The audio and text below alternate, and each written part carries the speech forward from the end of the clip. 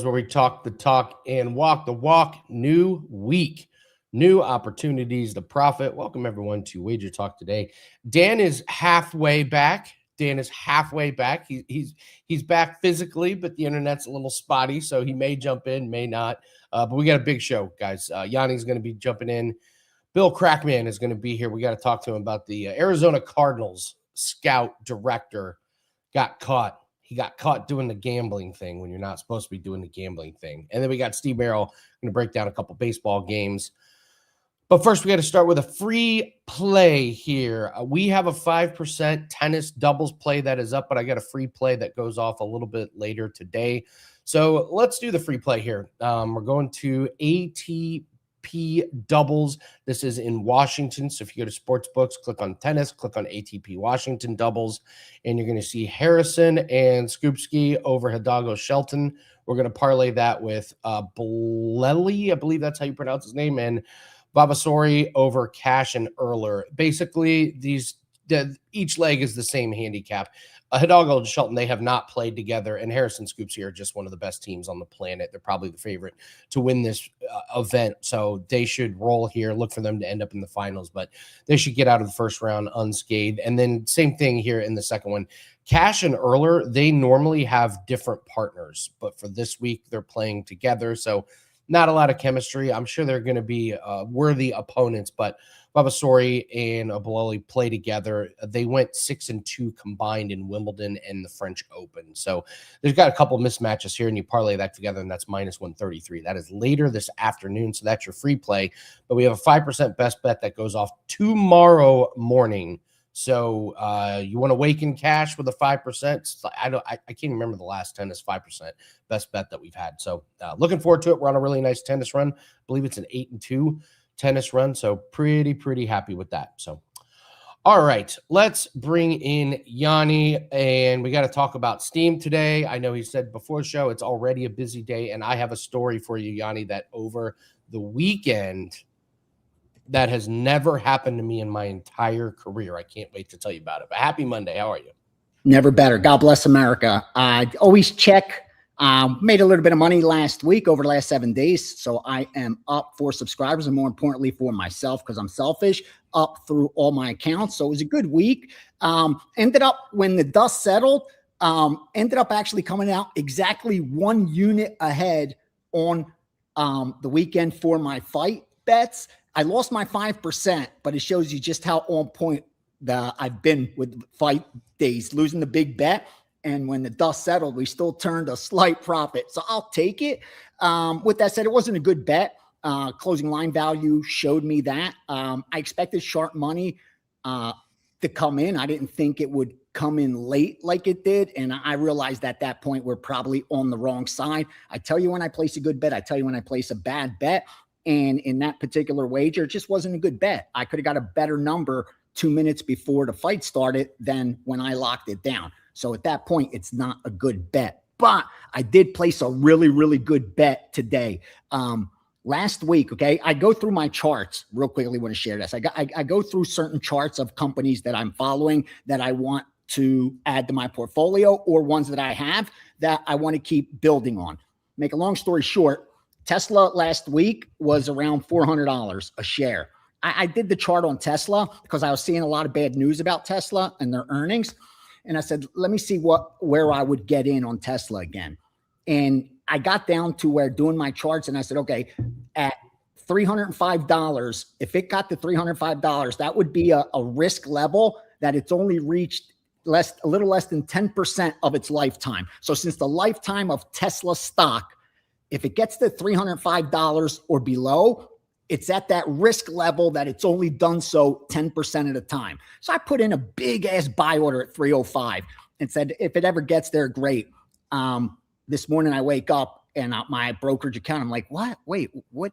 And I saw that the trade went through. So Tesla dropped to 304.80 cents and my 305 went through. Now, if it gets below 250, I saved backup dry powder, because if it gets below 250, anything below 248 actually it would be in a price range as far as risk goes that it's only been at 1% of its lifetime. So I almost hope that this trade kind of goes against me and I get to buy more at like 245, 250. Probably not going to happen, but you never know with the wars and everything breaking out. May get that shot, but you just never know when a great bet is going to come across. So that one did today, and lock that in. But back to sports betting. I know it's the kind of slow time as we all wait football, and I actually finalized the college football season win totals. I had narrowed it down to 5, but this 6th one I had to fire. It was I added the 8 that I agreed with, that I moved for those guys, but it just didn't qualify as a steam play. And this one I really liked. And next thing you know, a guy I really respect asked me if I could get him down this exact bet. And I was like, dude, okay, if anything, that's a sign. This is confirmation. So I sent out the 6th and final season win total for college football. There's 5 4% and 1 5% in there, as well as, college football to win the national championship. I told you I love my 3 sides in there. All are power rated in my top 11. That one, the 2% one, that's over 50 to 1, over 60 to 1. Actually, they are my 11th top college football team. I know I shared my top 10 in that video, but this one is the 11th at the cutoff. I'm done with the NFL.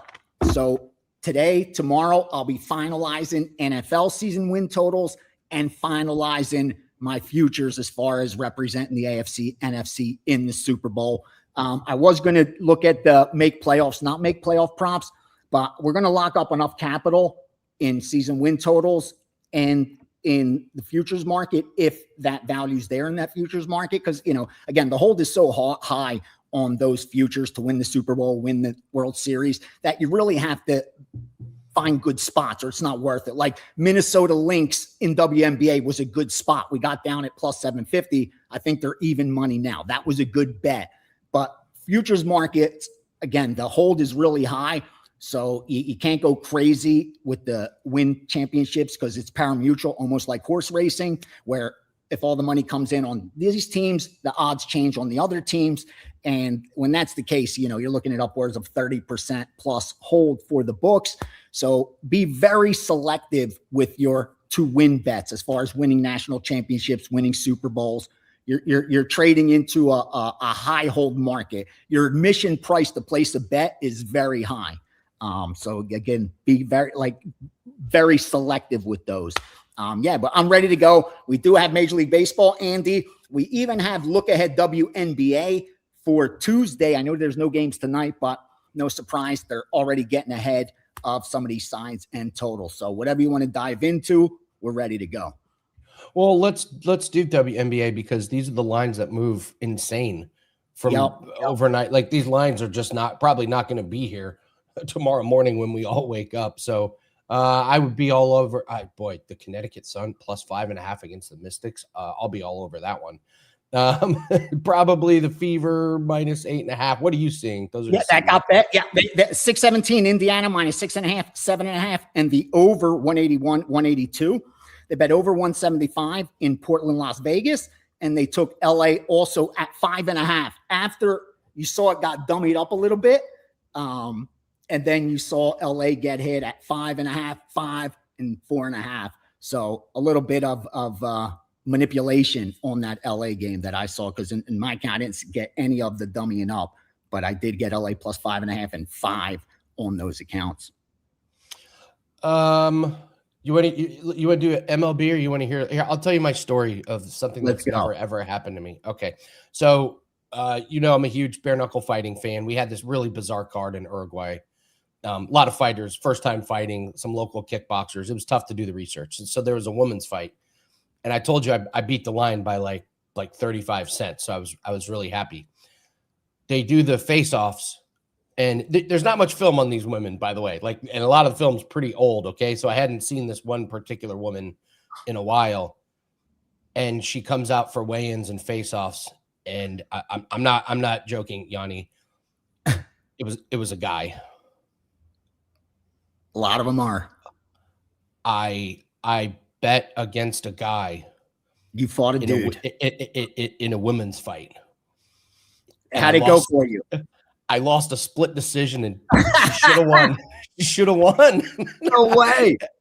She should have won. I thought it was a robbery. Even people that bet on the other side were like, yeah, I had money on the other side. That should have lost.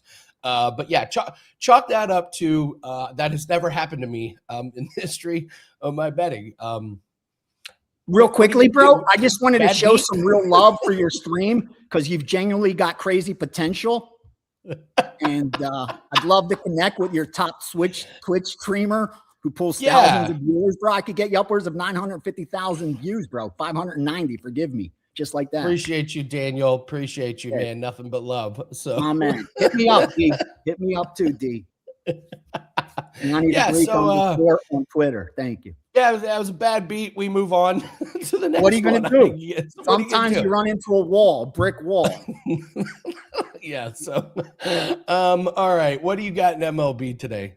All right. We got, again, no surprise, dogs. Just like the last couple of days since the All-Star break, I've been seeing all dogs, not even like getting out ahead of some of these chalky favorites that you know are going to get bet. I think it's because, again, it's a zero-sum game, and they know other sharps are looking to bet the same stuff if the line's off. So they're wasting no time of taking that plus money. They went 953 Arizona, plus 120, plus 115, and over 8.5 in that same game. 959 St. Louis, plus 110 and under 9.5 at even money. 962 Texas, plus 125 and 120. 966 the White Sox, plus 145 and 140. 968 LA Angels at plus 105. 973 Toronto, plus 115, plus 110, plus 105, and the under 10 at even money. So not a lot of volume, but those are legit. Like those are all legit moves on these dogs.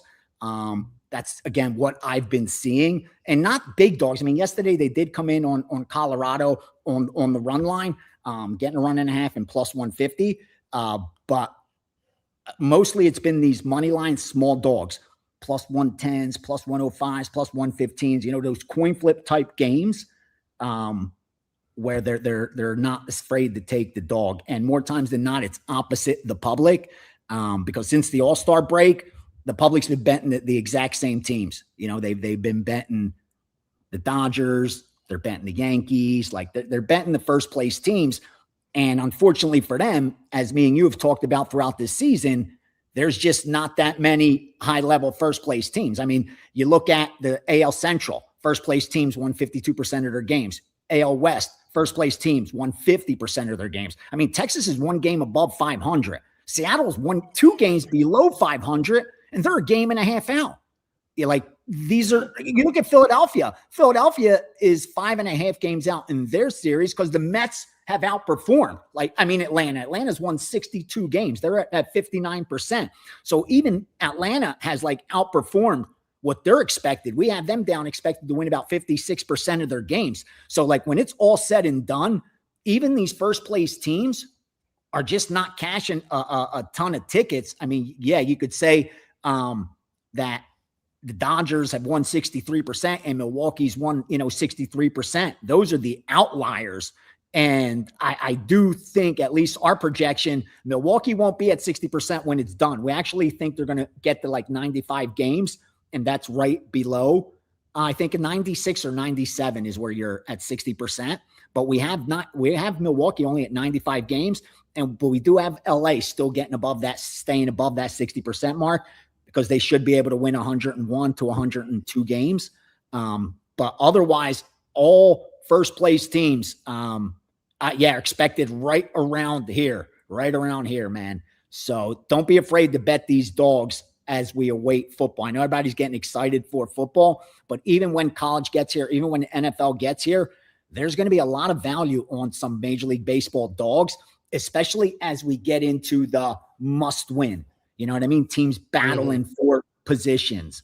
And because again, when football's here, here's what you see, Andy, because I look at some sheets and I see that during the week, they'll bet baseball. Like when there's not football, you'll see straight bets on baseball and stuff. But when there's football, there's almost zero baseball bets from recreational bettors, barely not even adding parlays or adding them to their parlays. They just completely skip the sport.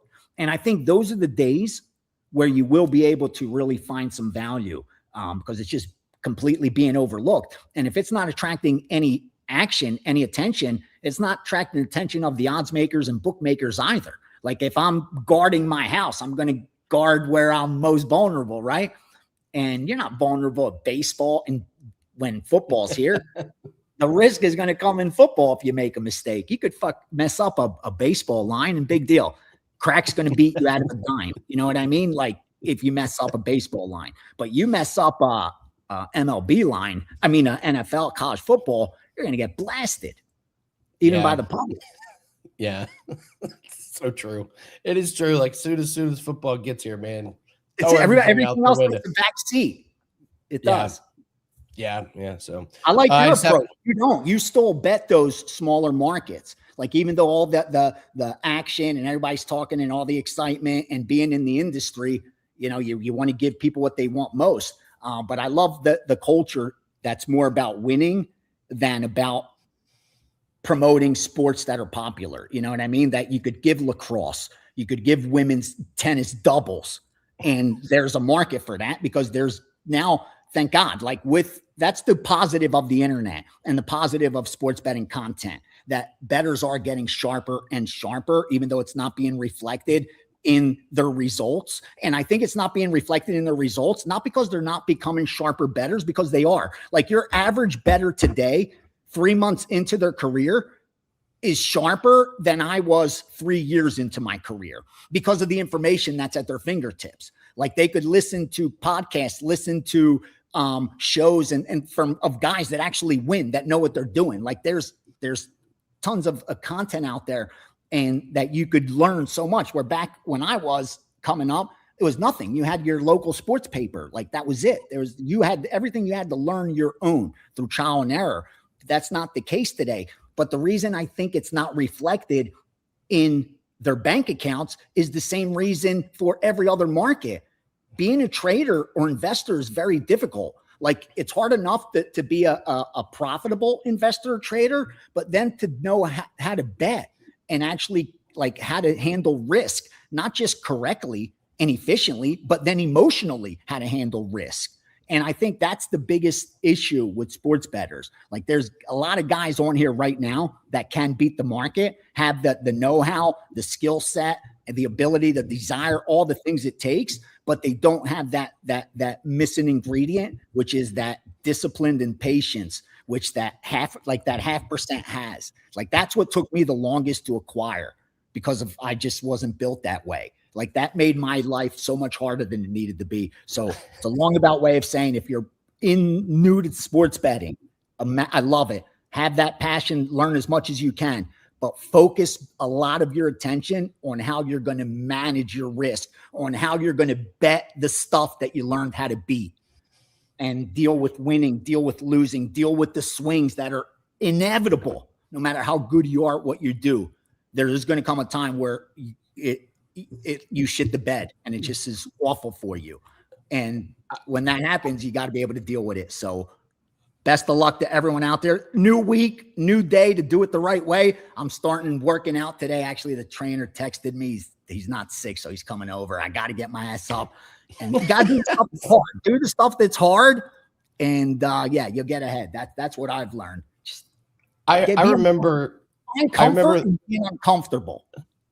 I remember the very first bets I ever placed. And the worst thing was that I won my first 3 bets, and they were NFL. You're like, this is easy.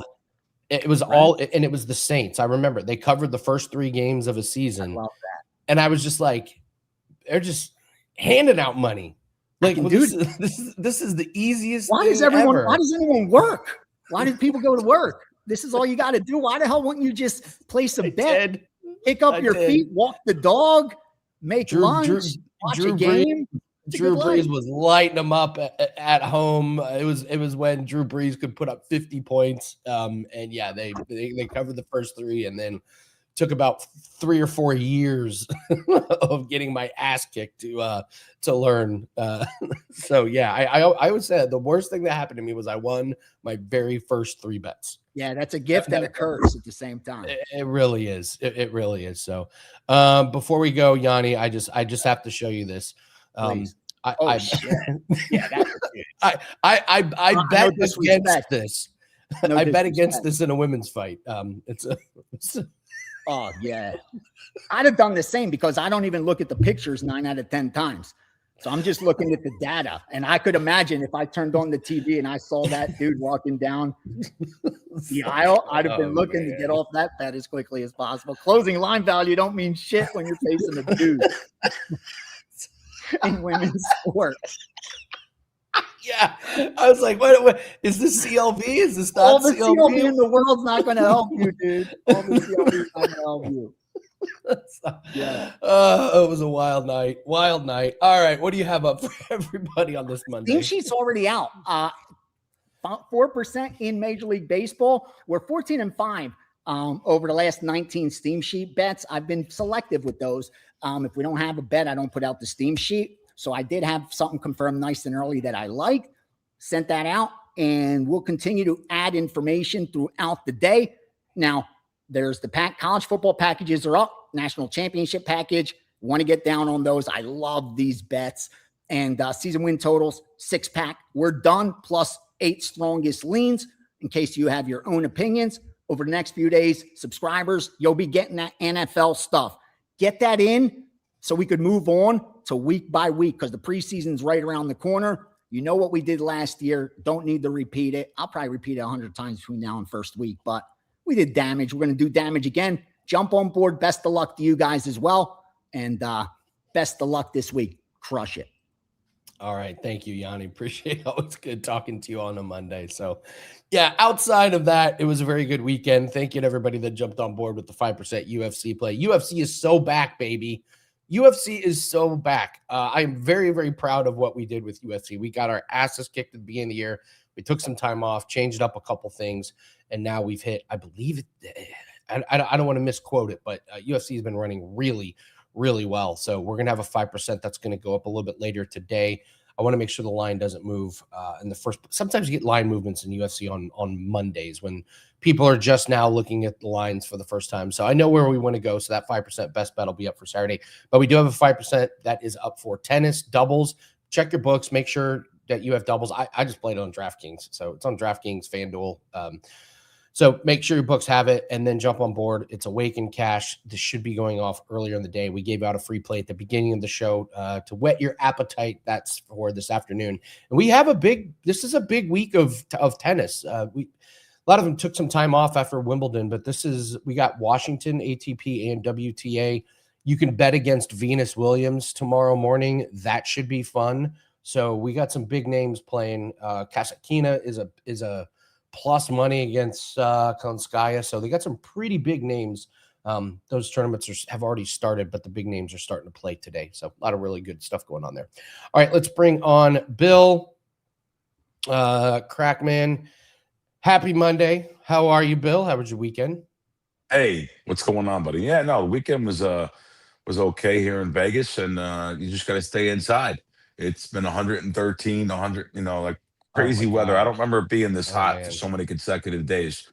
And we've had some humidity, which is very unusual for Las Vegas. So, yeah, anyway, just got to stay indoors and go from place to place. People come here to Vegas, and I know some people that were here last week, 2 weeks ago. They come to Vegas and they're unprepared. They don't realize how easy it is to get dehydrated. And that's exactly what happened. The guy wanted to play golf like all day long in the morning and until like almost early afternoon, like 1 o'clock, 2 o'clock. And he had to go to the emergency, even though he had 3 bottles of water, he said, still had to go to the emergency room that night. So, you're mixing drinking in there, alcohol and stuff. It could get really bad. So, but anyway, yeah, no, that's we're getting preparing now for here more than anything, Andy. Preparing my team for preseason football. Looking forward to that. Only a few short weeks away, and looking forward to that. And WNBA is at the past the halfway point now. How are you guys doing in UFC? Because I've been getting some pretty good UFC information. I get this sheet every week. I never really dabbled in UFC betting, not too often. and it's a scary thing for me to be crossing over to UFC here. I've been getting these sheets every week, and from a very good originator, and he is undercover. No one knows because the lines don't move. They even go against him sometimes. So, but however, Yeah. the work for the last, this is like months and months of sending me this. So the work looks pretty decent. I just always want to, before I put something out there, I always want to make sure it's really good. You guys have been doing that, and Gianni's been doing that for a long time, right? Oh man, UFC is one of the first sports I started dabbling in. The lines used just like anything, the lines used to be so gettable. I mean, it was, you could print money in UFC. One thing you have to do with UFC is you have to know what time of the year that you're in. So what's getting ready to happen is they're getting ready to have something called Contender Series. This is my favorite betting part of the year. Every Tuesday they have like 4 or 5 fights. Most of the time it's 5 fights, and Dana White picks guys that he gives contracts to. It's a way to bring in new fighters, basically.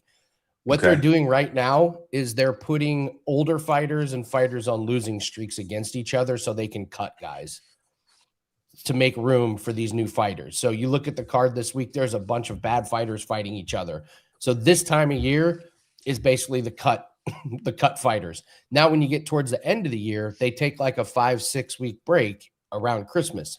What you'll see is fighters trying to take a last fight to get a last payday right before the end of the year. So you'll see some short notice fighters, or you'll see some guys that maybe are not 100% health because they want to get that last fight in before the year. So the different parts of the year offer different opportunities. But if your guy bets Contender Series, make sure you take him really serious. That is one of the best ways to make money. It's these guys that fight on regional scenes, not a ton of information out there. But when you find the information, it's a gold mine. There was a guy last year. It was like, who is this guy? And as he was walking out to the ring, the announcer say, "Yeah, this guy's a website engineer during the day."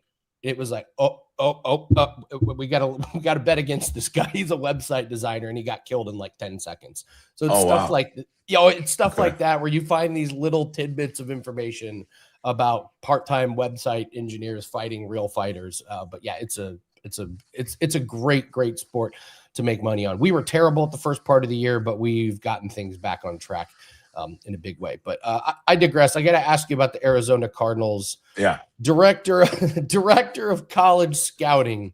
Turns out he leaked, I'm reading this verbatim, he leaked information about the 2026 draft and bet on parlays on NFL and college games. He leaked that they were going to draft Jeremiah Love, placed bets on that. So yeah, he's in big trouble. What are your thoughts?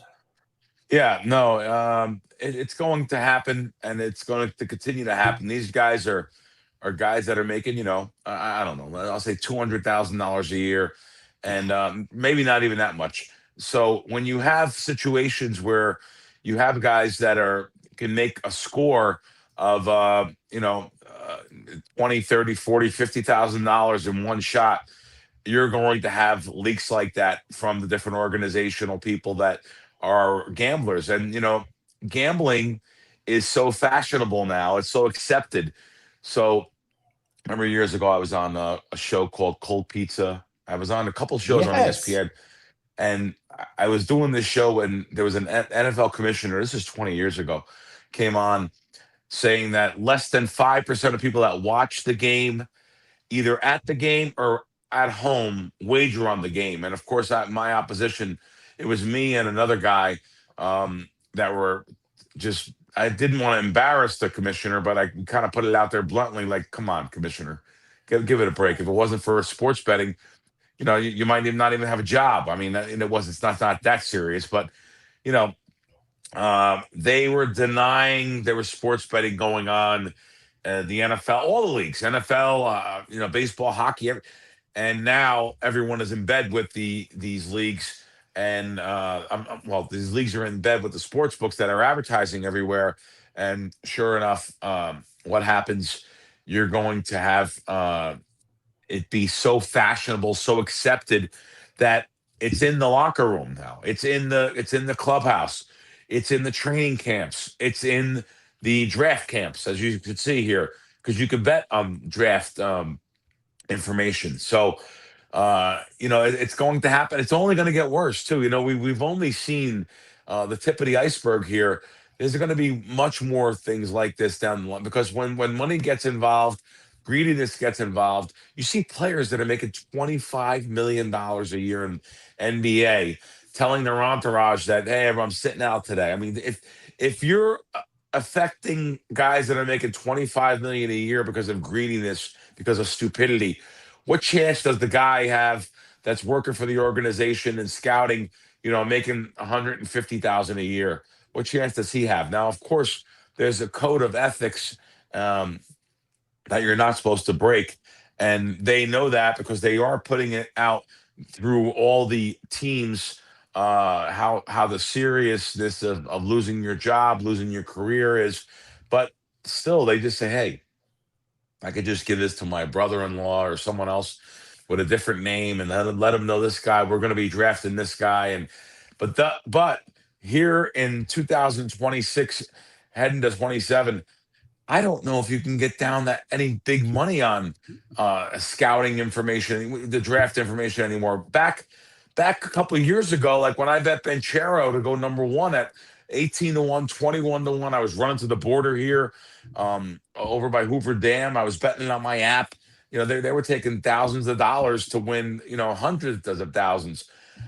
Those kind of limits aren't here anymore. So unless they're getting down something, with the local guys or something, but who's going to pay that any big money on draft information, especially if it's going to be a surprise outcome that looks like you knew? So yeah, this guy, they looked at his accounts. He's betting parlays. He's like most of the public, they're just firing on parlays, and it's where like 60% of the sportsbook profit comes from at some of the sports books, up to 70% of the profit comes from. So sure enough, this guy's like one of those guys, but he's just dummy enough to be dealing information on their inside information, and that's what it's called. I hate using their words, inside information or fix, but it's happening now. We see these stories breaking more and more. And this guy, he was actually the head of scouting. He got moved up. He's been in the organization 10 years. Got moved up to the head of scouting last year. And I'm sure he's being penalized now. I don't even know if they're going to fire him or. But I read the articles you guys did, and I heard about it also. It's dumb. It's dumb, but it's hard to control the internal human instincts of, wow, I could bet on something I know. I can make money, and I can do it real quietly without anyone knowing. But it's not quietly, because here's what happens. You tell somebody else, and even though he's not directly involved with you, maybe, here's what happens.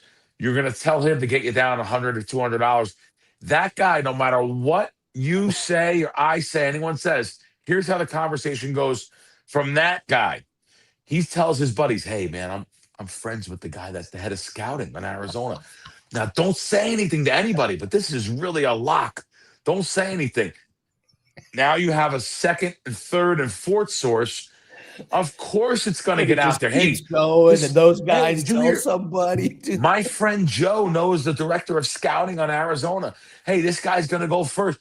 Next thing you know, 5 people know, and it was supposed to be, hey, don't say nothing about my name, because it's so good to get that tap on the shoulder, because we want to be recognized for, look how sharp we are. It's like the slot machines out here, and not only Vegas, anywhere. The bonus machines have to hit by a certain level, and there's different, I call them the sour rooters, that now these people tell their buddies, hey, look what I know. I know when this game goes up to 9 at level 10, it has to hit. You get all the diamonds, you get all the bonuses. So now it's just an ego thing. They've been so stupid their entire life. Now they can recognize for one little smart thing, and someone could say, oh, wow, he's not that dumb after all. But yeah, meanwhile, by telling everybody, telling all your buddies and telling everything, it gets revealed. And in the end, you wonder why you didn't get that information anymore, because you wanted to get that tap on the back. That's why. So it's really interesting what the gambling business is. It's some business. I put a tweet up the other day, that this just reminds me, and then it's not for any one individual.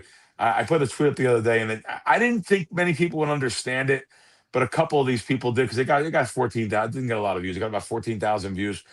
Um, some of these people I work with, WTF, which is what the fuck.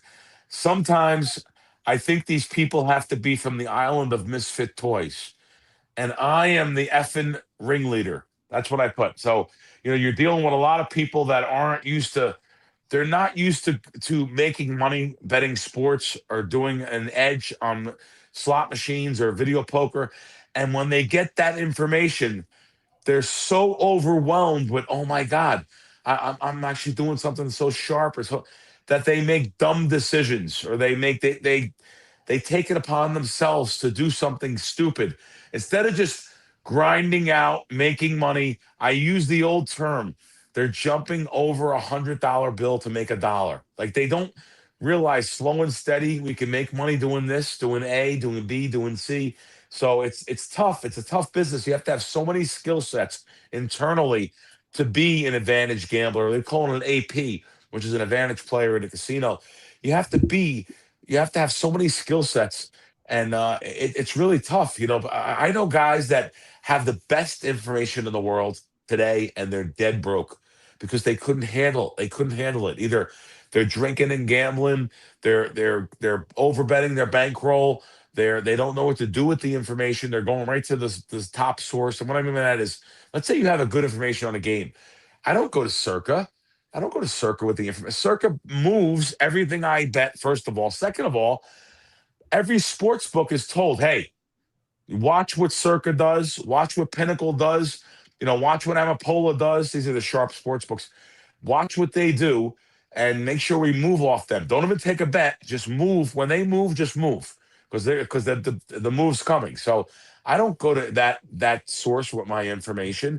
I go to the smaller sports books before I go to a place like Circa.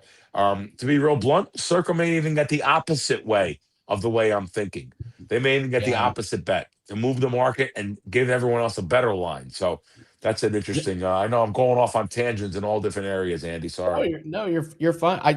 I'll share this with you. The other way that people ruin it. I was just saying something to Johnny in there. We have a mutual friend. Betting too much. People get greedy and like the cat's out of the bag. Way back when a certain book was releasing NASCAR lines, they kept mixing up Kyle Busch and Kurt Busch, who are brothers. Yeah. And Kyle Busch was racing for a championship, and Kurt Busch was in a bad car. Well, the books kept mixing them up, and we kept winning betting on these certain lines. And I kept saying to my guys, I'm like, don't bet too much. They're gonna find out. Like, we might be the only people outside of a few others that have realized this. And sure enough, one of my buddies dropped the hammer, tried to get a couple $1,000s down, and they figured it out. Yeah. I've been mad at him ever since. I was just livid. Like, dude, just bet a couple hundred like the rest of us. They'll never know. So Gordon Gekko. Gordon Gekko wasn't always right. Greed is not always good.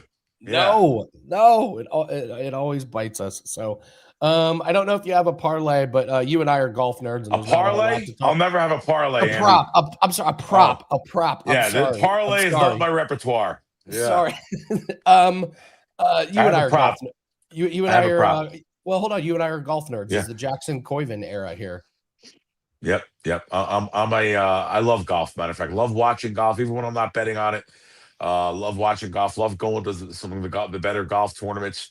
It's a great thing. I love watching the majors. The majors, just for some reason, like even watching the Open over there and across the pond, there's just such a great feeling to watching, getting up early in the morning and watching these guys at 7 a.m. my time. It's fantastic. But yeah, I do have a WNBA. Back to WNBA, we have a prop for you guys. The girls are back from the All-Star break here. So Aja Wilson on the Aces, assist over 2.5 minus 55. I'm looking at a site that has over 3.5 plus 150. There's probably some value in that. You're talking about 100 cents difference. So I'm okay with the over 3.5 plus 150 too. But over 2.5, 155 I seen this morning. She's the most dominant player in the league, and she's up against Portland team that should throw her plenty of double and even triple teams. So let's go over per assist here, over 2.5 minus 55. Okay with the over 3.5 plus 150. There's something for you guys. But just know that we have preseason football and NFL player props coming up to the rescue. And I want people to know you got to get on for a longer package with me. And like I've said in the past during many different sports, whether it be NFL Super Bowl props or March Madness, just like now, I'm giving you guys your 1 month warning. Get in there because we got a lot of good stuff on the horizon. Yeah, man, you listen, the motto of the show is talk the talk and walk the walk, and you definitely do that with preseason football. You consistently talk about how good preseason football is, so I know you got to be excited, man. They have to have their notifications on. I talked to Gianni about this yesterday. People, if you're going to buy my service and not have the notifications on for preseason football, don't buy it. Don't buy it because you want to have your email notifications on to get the information, and you'll see we get the best of the line moves, the best information, and of course, having them on, and you're going to get email. I understand you get a lot of emails. I don't know how individual emails work. Can you have notifications on from individual email people? It's possible you could. So my wife was telling me that. Here's my Bill. You tell people this when they're asking you. This is how I do it. Create a separate Gmail account. Oh, with there you your go. name, Wager. So I have an email. It's my name, WagerTalk@gmail.com. I don't use it for anything else except emails that come from WagerTalk, i.e. Great idea. Notification. So great idea. Start a Gmail, Bill Crackman, WagerTalk@gmail, and don't share it with anybody. Turn your notifications on that. When your notification on your phone goes off from that particular account, absolutely. Andy is spot on here. Great idea. Have a separate email just for those plays. Yep, good deal, Andy. Very smart. All right. Absolutely. Bill is excited about preseason. Go get his plays over Wager Talking. Thanks for joining us every Monday. Thank Bill, you, guys. Have a great week, man. Bill Crackman. Let's see. Steve. Oh, damn it. Dan, you want to bring in Steve? We can bring in Steve and do MLB if you want. We did it again, Steve. I did it on purpose, Andy. I knew you were wearing it. I wore the gray. That's what I did on purpose. Like I wore the gray so we could separate the two of us. That way you can tell us apart. Yeah. Here's the thing, though. Nobody would know it's the same shirt because Dan's so good. Look at that. He switched it right as I was saying that. I was like, it looks like Wager Talking Nike. Nobody would have known. It's like we could go play golf afterwards. Prez always had to hustle off. Prez would have had to been done in about 2 minutes when he was hosting back in the day because he always had a tea time. Or he had a Montreal smoked meat sandwich waiting for him, which always made me hungry. So talk about Steve, I try and go over to Europe and play with my Irish friends, and we were in Portugal, and the Irish and the English don't necessarily get along that great in certain circles. And so where we were, there were Irish. I was with all my Irish friends, and there was a bunch of English guys, and my Irish friends were always, talking about it. So we go to the golf course, and they had their own uniforms. The English guy, they had their own custom jerseys, and so I asked one of them. I was like, "Are you guys like a team or something?" They're like, "No, we make custom shirts for our golf outings." And the Irish wouldn't let them hear the end of it. Yeah, that's definitely more of it. The English drink probably more tea than the Irish drink, also, so that makes a lot of sense. But think about it though, Payne Stewart used to wear the knickers, and the hat, and that looked very English to me. So I do think it's an older sport there, and that's interesting. Yeah. You don't think the Irish are a little more tough. I got a lot of I can say that because I've got a lot of Irish Scottish heritage, so I can say it. They're a little bit tougher. Yeah, they're a little bit tougher, a little bit meaner. Probably drink a little bit more, probably fight a little bit more. So there's trade-offs, but they're a little tougher. Absolutely. So, we got a couple of baseball games to go over here. We're going to talk the Guardians, Reds, Braves, and the Mets. I'm just going to let you go and talk about both these games and tell everyone what you have up for Wager Talk. So the floor is yours, Steve. Talk to us about these two games. Awesome.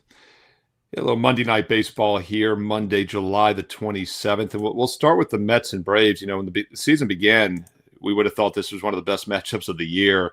And the Mets have obviously underachieved. They were just 40-57 before the All-Star break.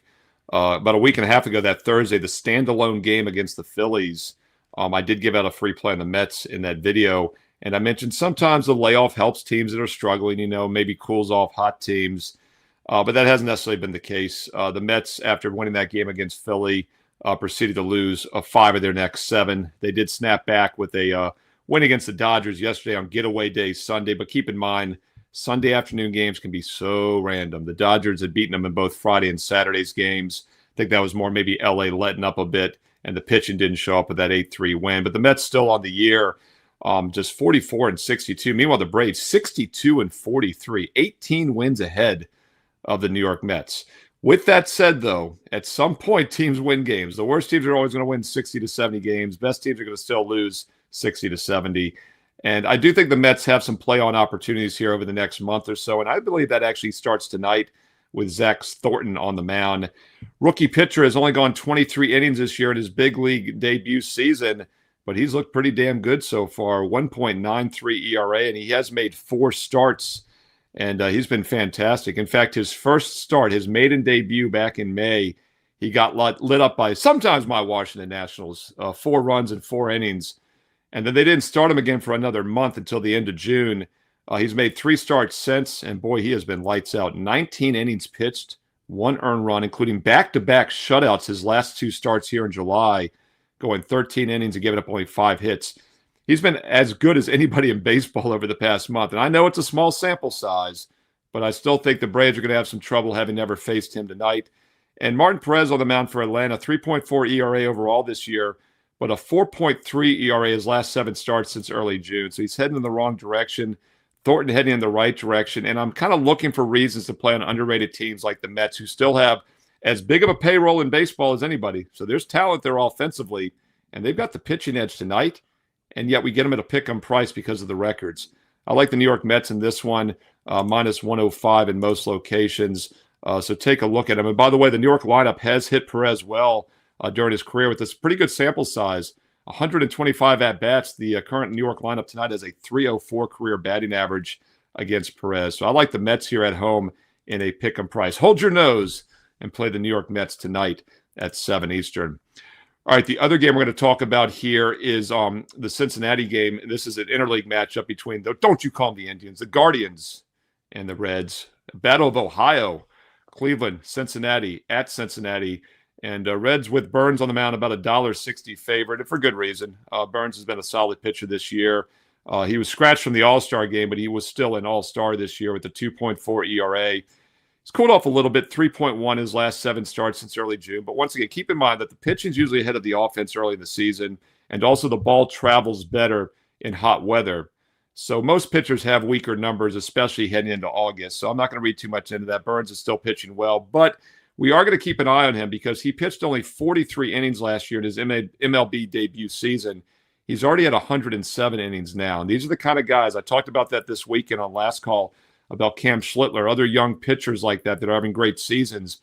Keep an eye on their inning count, though. But so far, Burns is holding up pretty well. Did not pitch in the All-Star game, as I mentioned. So he had 12 days off from July 8th when he did struggle, just 5 innings against the Phillies. He looked pretty good, though, at Seattle a week ago on last Tuesday last week. 5 innings shutout, only 3 hits in 5 innings, no runs, and 6 strikeouts. Meanwhile, Cicconi's on the mound for Cleveland tonight. Very mediocre 4.6 ERA in the season. He's been a little bit better since early June. Last 7 starts, a 4.0 flat ERA.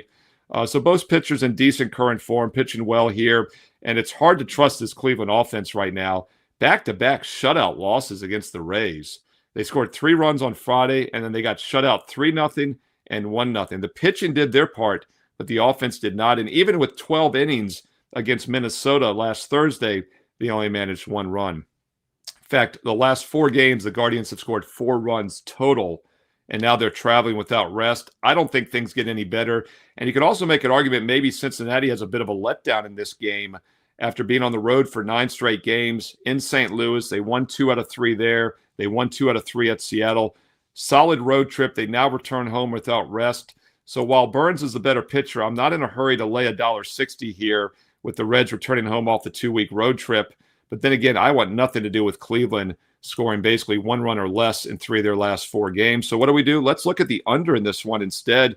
under 8.5. Would have liked it better at 9, which is a very key number. 7 and 9 are key numbers with totals in baseball because of extra innings. But I still think there's some value under 8.5 here. Or since we're not getting that key number of 9, we could always look team total team total Guardians under 3.5. So probably my preferred play would be Guardians under 3.5, or you could play the full game under 8.5. But yeah, that Cleveland offense is ice cold right now, and I don't see it getting any better tonight against Burns, who's been one of the best pitchers in the league. Great. Going to look at, by the way, yeah, I'm sorry. I'll go and give a promo here. I knew you're so kind. I knew you were going to ask, so I will let people know what I've got going on at WagerTalk.com. Hey, look, July's wrapping up this week. We've got 5 days left in the month of July, so it's your last chance to buy 3 days, get 3 days free. It's a fantastic special. My one best bet tonight, and by the way, 70% run in baseball since the All-Star break, and that's not a fluke. The best winning streak I've ever had in my 30-year career was right after the All-Star break about a decade ago. I won 19 straight baseball best bets for my clients. We're 7-3 so far since the break, so not going to have 19 straight wins, although who knows, maybe it starts tonight and we go 26-3. But more importantly is the long-term grind. And those who were with me a couple years ago, from this point on, in fact, exactly July 27th through the World Series 2 years ago, we went 52-24, 97 units. It started today. On July 27th, we picked up 97 units, 52-24, the rest of the way through baseball. And that is baseball only. Don't forget, college and pro football less than a month away. It's a great time to check out my best bets and special offers at WagerTalk.com. Get tonight's single play in baseball, which is a different game, not one of the games we talked about. It's my client's best bet, or for 25, or get 6 days for 69. Normally 3 days is 69. Nope, you're getting 6 days for 69, dude. Because it's buy 3, get 3 free, and it is stackable. Yes, you only have a week left to get the special offer, but you can buy multiple buy 3, get 3s and use them throughout the summer into the fall. Start dates whenever you want. So stack them up while it's still available. Buy 3, get 3 free at WagerTalk.com. And don't forget, daily free plays on my page as well. So if you're doing your own handicapping, if you're new to sports betting, check out the daily free play on my page as well. And check out these free play videos. Make sure you click subscribe. You click the bell here on Wager Talk TV, and you comment below because we read the comments, we reply back. Who do you like tonight on Monday Night Baseball? Include some analysis so we can learn, earn, and win together here on the channel. And the quickest, most important thing, hit the thumbs up like. It takes 2 seconds for all these shows and videos. Click the thumbs up like. And if you're on your mobile device, you get to click the hype button as well, which is so much fun. But once again, strong best bet tonight and some special offers. Steve Merril, WagerTalk.com. Get there quicker. WT.buzz/SM. Steve, I'm going to break down an NFL future, but I haven't talked to you since the LeBron to Philly. Yeah, that's right. The more and more I've thought about it, I think that this is just a brilliant move from LeBron. I liked it in the moment, but I'm just like going through, like, he moved to the East. That starting lineup is perfect for what he wants to do.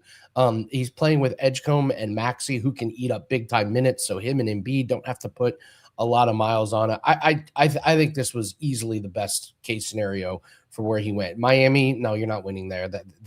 Cleveland sucks. I don't buy that team at all. The more and more I think about it, the more and more I think this was a perfect fit for him. What's your take? Yeah, it's interesting because I'm watching Poly Market in particular for weeks, and it was Miami, Cleveland were both about 30%, and then about a day or two before it happened, Miami was over 50% in the betting markets. And Golden State at one point the week or two before it bumped, Philly had bumped. They were both at like 14%. So it sounds like it was either Golden State or Philly. So the insiders definitely did not know that anything in the betting markets, because they had about 60 to 70% for months that it was going to be Cleveland or Miami, which to me was kind of boring. I didn't want to see him going somewhere he had already gone.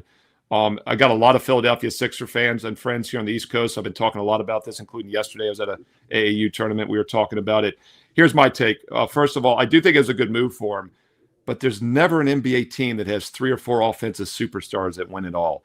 Now, I know the Pistons, when was it, in 2004, when they upset the Lakers in the finals, had 5 All-Stars that year. But that was misleading because Ben Wallace was a rebounder defender, didn't play any offense. They didn't rely on him for offense. Hamilton and Billups in the backcourt, not necessarily Hall of Fame caliber guards. So maybe rephrase it that no team ever has more than like a couple Hall of Fame caliber players. And LeBron obviously is. Embiid, if he stays healthy, could be. Maxey and those guys aren't there yet, but Maxey is an all-star. And then also you've got Jaylen Brown coming in, who's a borderline Hall of Fame talent player. there's a lot of chefs in the kitchen, and historically these type of teams don't get it done. But the question becomes, who's willing to defer? I think LeBron in his older age is willing to defer. We saw Maxey defer when, Embiid was healthy. We didn't know about Maxey, and then he's a 30-point scorer suddenly when they need him. The real X factor for me is going to be Jaylen Brown and how he assimilates, because yes, he's stepped down at times when Tatum's the go-to guy at Boston, but he's also been like Maxey where he can take over. And then I didn't even remember Edgecombe was there. I didn't even mention his name all weekend when I was talking about the Sixers. He's another upcoming talent. I think the Sixers can definitely win the East. It's a very winnable conference. Yeah, the Knicks will be good again. Maybe a little bit of a letdown by them, but I still think Thunder or Spurs are the team to beat. But it's going to be exciting. And historically speaking, though, it's usually two superstars, Pippen Jordan, Kobe Shaq, right? Wade James with Bosh as a big man, Kerr and Rodman, the role players on those Bulls teams. The Pistons had Isaiah, had Lambeer, a big banger. So this is a lot of all-stars to win a championship. We haven't seen it done, and that's why I'm always so anti-James Harden as well. When he goes to a team, it never works out. We'll see if this time is different. LeBron being more of a veteran, aging superstar, maybe it will be, but going to be exciting. And load management will be huge. It'll make the regular season a lot easier, sitting Embiid and James, so they definitely will be fresh come playoff time. Yeah, I agree. You could even go to the Celtics. Jaylen Brown, Jason Tatum, 2 stars. So seriously, Eddie, can you think of a team? I mean, the Pistons were the only one I ever think about, but they weren't like superstars, right? They were like the Miami all-stars Heat the Miami Heat are the obvious. But that was 3, and Bosh was a different type of player, and Kevin Love all of a sudden did nothing when he was on that team. Remember, he was the go-to guy in Minnesota, Cleveland also. Kyrie Irving, James, right? Steph Curry, and like Draymond Green's a banger, right? They're not Edgecombe, James, and Embiid's a big man, but like Jaylen Brown's the one for me, Andy, that's really interesting. You almost wonder, like, they been better off had they not gotten Jaylen Brown and just gotten LeBron, and got more of a role guy. I don't think LeBron goes there if Jaylen Brown does it, but 100% right. Yeah, exactly right. That's the problem. But yeah, the more I've been around basketball, both coaching, handicapping for 30 years now, and you have as well, you start to realize it's not about scoring, right? And in fact, I had a rec game this past week I coached, and one guy had a great game. My man Cannon Dodd, who's gotten shout-outs on the NBA TV show with Joe Ranieri before. My man Cannon, I'm giving you a shout-out. 21 points out of our 64. And he did have a great game. Then I go right away, how many assists did you have? I don't know. How many rebounds did you have? I don't know. You know what I mean? It's like kids are like that. Every kid does that. They're always checking their points, and I'm always messing with them. How many assists did you have? I don't know. Well, every assist is a basket for someone. So it's as good as scoring, too, as getting an assist. And there's only one basketball out there, right? Not everybody can shoot at every possession. So we'll see how it plays out. Be fun to watch, though. I'm sure the NBA's happy. Oh, it's going to be must-watch TV. And all of a sudden, the East is now really, really, really interesting. And you got your Pacers coming back to life, maybe, right? That's what I mean. The Pacers are going to be back. Giannis is on the Miami Heat. You've got the Knicks. You got the 76ers. You still got the Celtics. Like, a lot of fun teams. Charlotte. Up and coming. So the East, and then whoever wins it can lose to either the Thunder or the Spurs in the finals. They can lose in 5 to the Spurs. Yes, to the Spurs. I agree. It's going to probably be the Spurs. Thunder's weekend. Thunder, right? JLN and SGA. I mean, absolutely. Wemby and whoever else you want to pick on the Spurs. I mean, it really is remarkable how this year Brunson, really nobody else. Brunson and Cat. Cat was great in the playoffs. But those are 2 like all-star Hall of Fame caliber players. Like no team has more normally. It's very interesting. Yeah, absolutely. So, all right. Thanks very much, Steve. Thanks, good Andy. luck on all your bets. Thanks for joining us. Appreciate you guys. So, all right. So along with the 5% tennis doubles, I did put up a 4% MLB prop that is up. Those of you that have been playing the MLB props, these are just like, it couldn't be going any better. 17-5 run. We hit our big one on Saturday. We didn't have one on Sunday. Didn't like anything, but there is a K prop that is up. We basically stopped doing totals and spreads in MLB and just focusing on props. So the 4% is up there.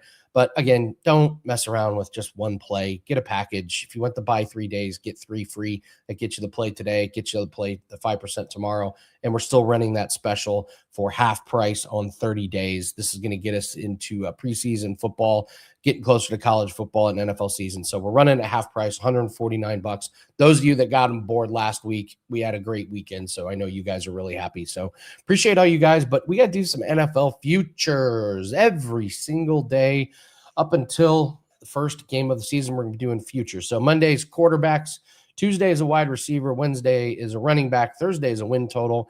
And Friday is going to be a viewer choice. Last week's viewer choice, the Chargers, that ended up being an actual client play. We've got 3 of these futures that were good enough to bet with our own money. Those are available to all access clients. But we're going to start today with Jared Goff, 4,099.5 yards passing. So let's break this one down. And let me know in the comments section if you guys like the over-under on this one. I don't think I have a really strong take, but let's break it down.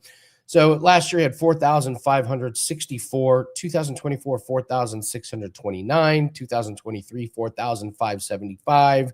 Year before that, 4,438. So he's been obliterating this total, but he's played in all 17 games in all 4 of those years. Great durability, but that's a pretty incredible streak to not miss any games. So the Lions offense is truly incredible. It has been since Goff got there. 6 yards per play last year. That was 3rd in the league. 28.3 points per game. That was 4th in the league. 7.4 yards per pass attempt. That was 4th in the league.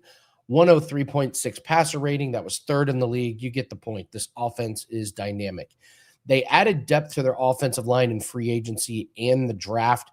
Their offensive line was not that great last year. It ranked a little bit below average.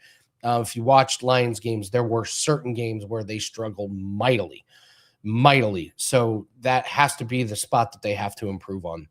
They have a brand new offensive coordinator, Drew Petzing. I've found some comments from players from the Lions. They love him. All the meetings and get-togethers have been really productive and really good. So it sounds like there's good optimism. The backfield did get a bit weaker in the rushing area. No David Montgomery. So David Montgomery's moving on. He was a perfect fit for that team. So it's going to be all Jahmyr Gibbs mixed in with a couple of other guys. I absolutely love their receivers and their pass catchers. Amon-Ra St. Brown. I draft Amon-Ra St. Brown every year in fantasy football. He falls to the end of the first round or the beginning of the second round, and I don't get it. But Amon-Ra St. Brown is truly elite. They've got Jamison Williams, who took a step forward last year. They got Isaac Tesla, second year. He had some really good moments last year. Sam Laporta is coming back, and you got Jahmyr Gibbs coming out of the backfield. This is one of the stronger pass-catching core in the league. One of the best schedules in the league as well. I believe one website has them ranked as the second easiest based on the season win totals. So they're getting a really, really good schedule. Jared Goff plays all the games, and he's gone over 4 years in a row. The only way you can take an under is if you're just predicting an injury, which is really tough to do. But if this guy plays all 17 games, he's going to go over. My lean is going to be to the over. But as a bettor, I do not play overs on massive numbers like this. One small injury where he misses a few games and this goes under. If you told me he was playing 17 games, I would take the over. But I just don't play massive numbers on quarterbacks and running backs and wide receivers. So the lean is to the over. This will not be a client play. So let me know if you guys like it. Let's see. We got unders. We got unders. So we got a couple people going under on this one. So always love the feedback. So if you want to give me your suggestion, put it in the comment section after the show. Fridays is going to be it's up to you guys. You guys tell me what you want to see broken down. So all right, thanks very much, guys. Appreciate you guys watching. New week, new opportunities, guys. We got some big plays. We got a 5% tennis doubles play, 4% MLB play, and later today, once the lines are solidified in UFC, we got a 5% going up, coming off of another 5% winner on Saturday. So jump on board, go to the specials page, try and grab one of those specials. Don't just get one play. Make sure you lock in something for at least a week so you can join us for all of our plays. So thanks very much, guys. Good luck on your bets. We'll be back tomorrow for $5 Tuesday and Dinger Tuesday tomorrow. Don't miss it. Good luck on your bets. We'll see everyone tomorrow. Take care.